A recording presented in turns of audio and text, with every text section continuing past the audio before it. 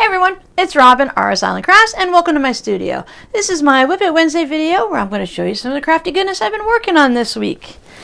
I hope everyone had a wonderful week since we last chatted. Thank you guys so much for hanging out with me during the live stream and for those that watched the replay. You guys are awesome. I always have so much fun when we're working on the live streams.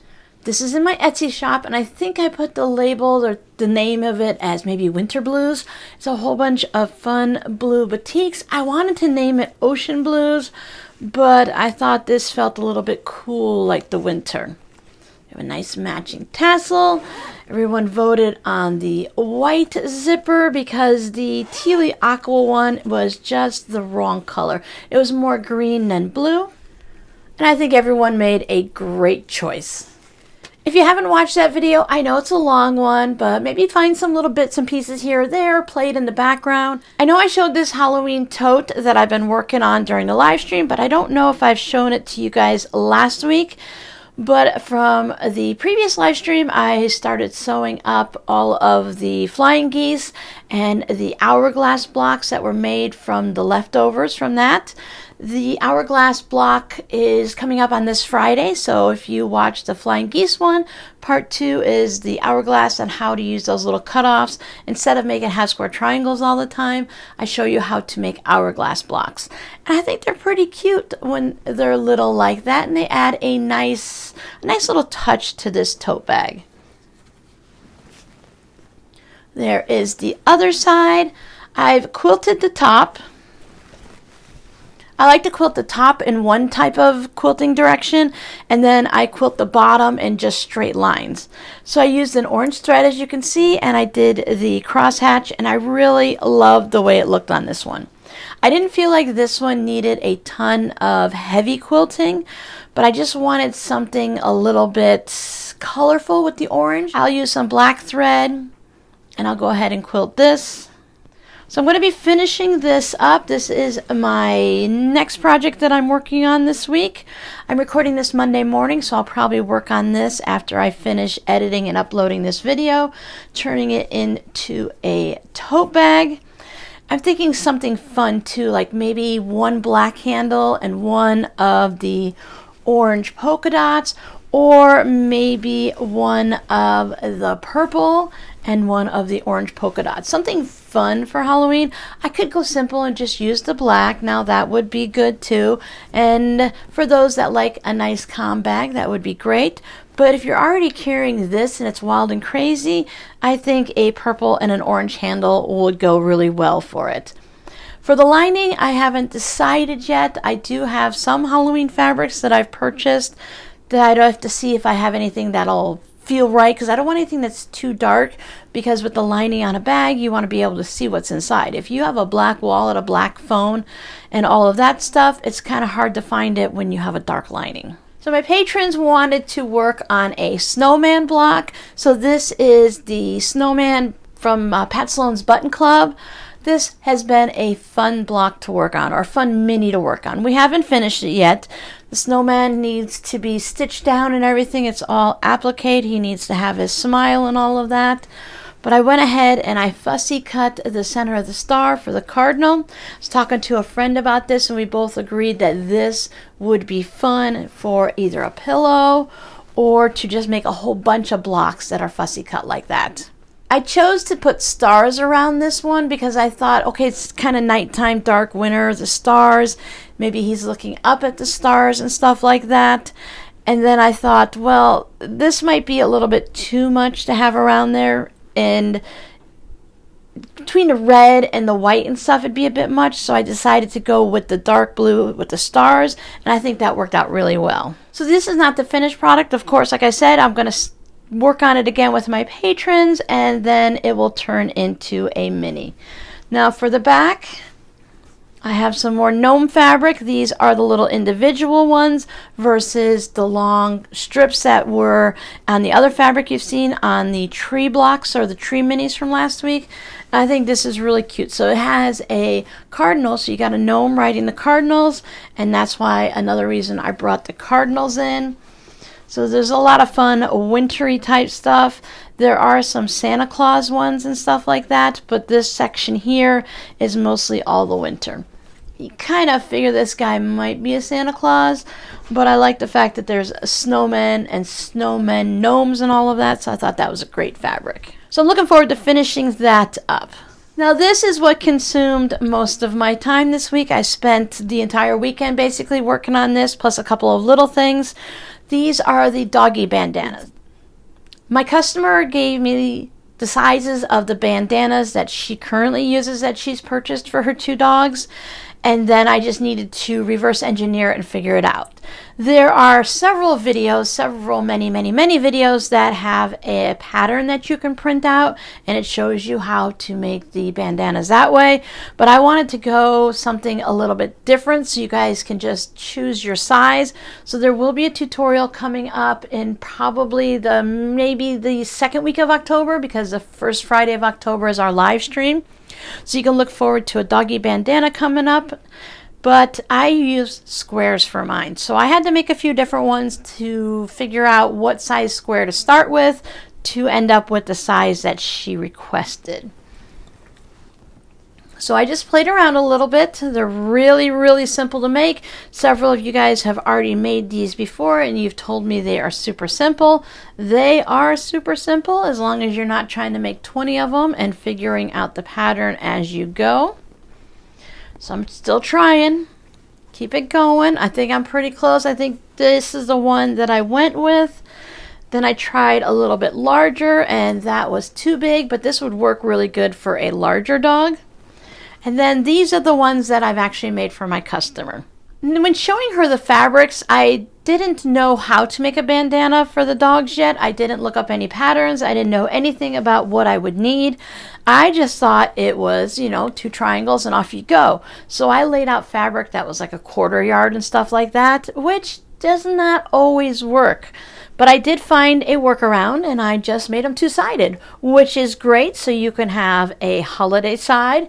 And if you want to make a good use and save some money and only make one at a time, you can have a plain side on the other side. So that allowed me to do that. And now there should be, if I made these properly, there should be 2 of everything.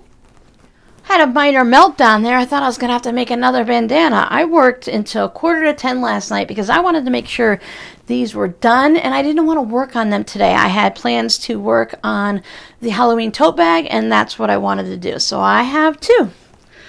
So the customer has 2 dogs, so they want to have the same bandanas for each of them. They can match, or again, they can flip them around. Now, not all of them did I line up perfectly to make them directional. Some of them were just fun. So basically what you do is you have a square and you fold it over and you give yourself a triangle so you have half and half. So these are really tossed pumpkins and they didn't all have like directionals. They go in different directions. So I figured it was safe. And then she could choose which side she wants to be the front. And I didn't think it really mattered which direction the stripes went into. So for a bandana like this, for maybe a tote bag, I would want the stripes going the horizontal, but this works fine. The cardinals on the winter trees with the little berries or flowers or whatever those are, I think they're flowers, that had to be directional, and I wanted to make sure there was at least 1 cardinal somewhere in this area. And then I just went with a simple gray on the back. So again, center-ish the cardinal. The holly dog bones. Now this fabric was interesting. There doesn't feel to be, some of them have that like coating on it and it makes it hard to iron. Your iron kind of gets stuck on it.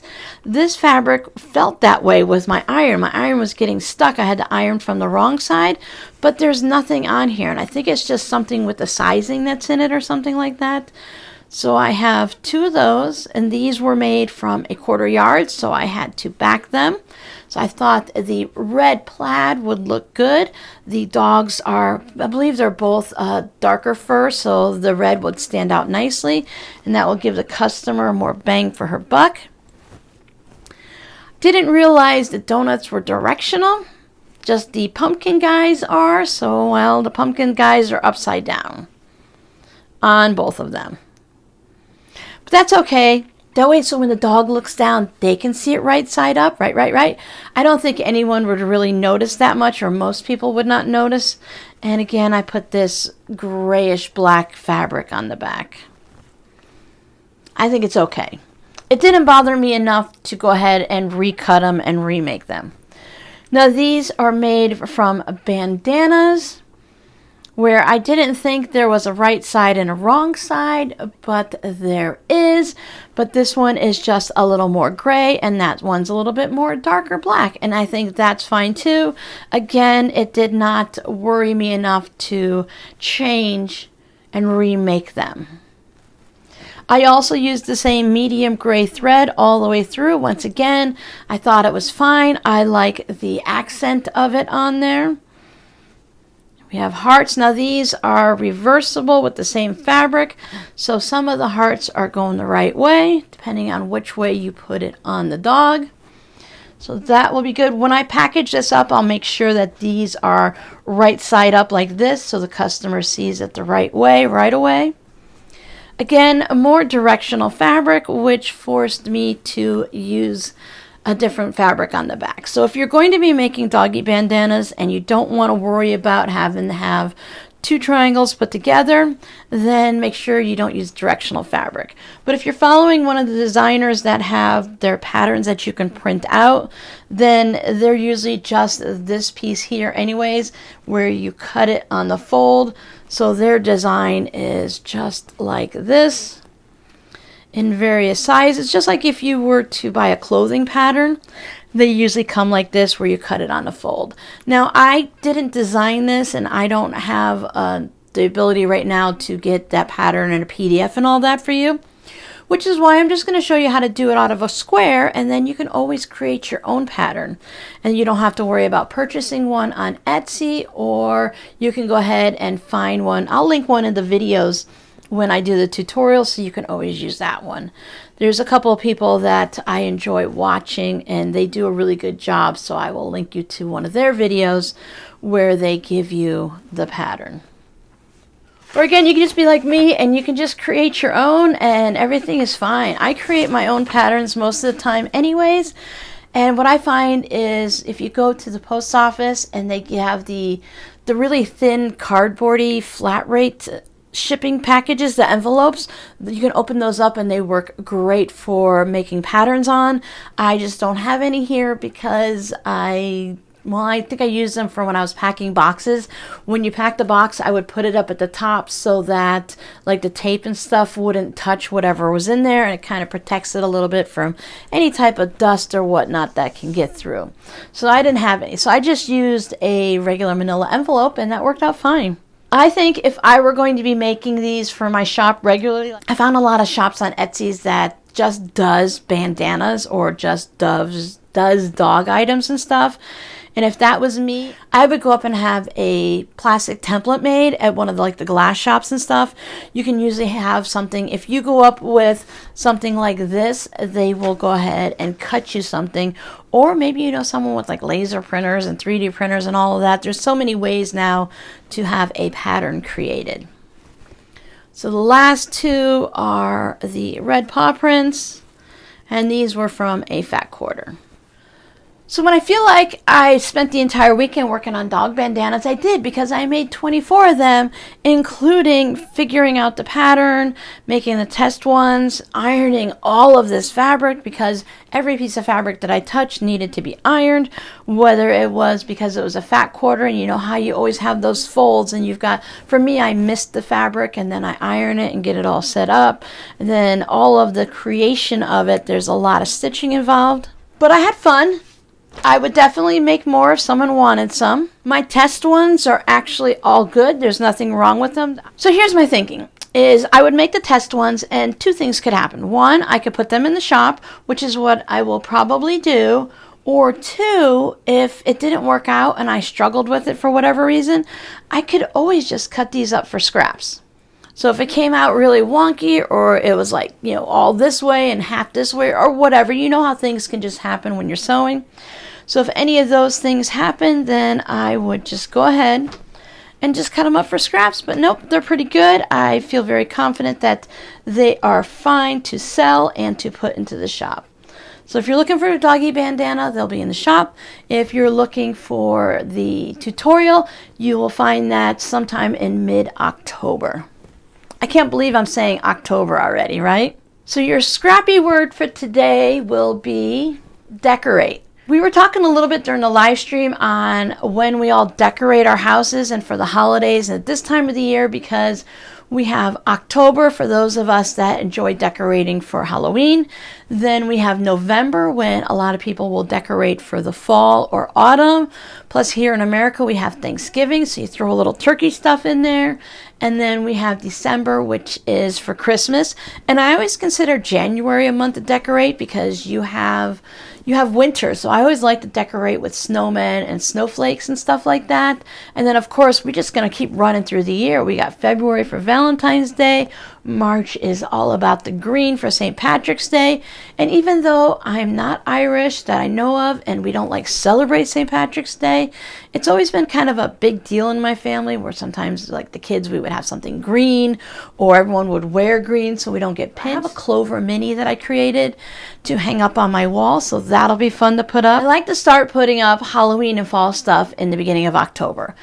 I usually don't go too crazy on Halloween except for maybe just a couple weeks, but I do like to start slowly putting things out. I think I mentioned it in a live stream or a previous video where I like to, maybe I'll put a couple pumpkins out or I'll hang a quilt. And then a few days later you'll see like a scarecrow out. I don't need to like go crazy. Like at Christmas, when I do Christmas, I just put it all out. But for the autumn and Halloween, I just like to slowly sneak things out because really it's a 2-month holiday for me. So I'd love to hear what you guys do when you decorate for the seasons. I definitely want to have more wall quilts, and I don't want to put things like on the table or anything because I always have things on the table, but maybe some small things to put like little coasters out and stuff like that. But mostly I want to have the mini quilts and maybe some larger wall hanging type things for the different holidays and seasons. Plus some that are just fun that can stay up year round. So thank you guys so much for hanging out with me. I always appreciate when you watch my videos, a like and leave a comment, and I will see you guys in the next video. Bye!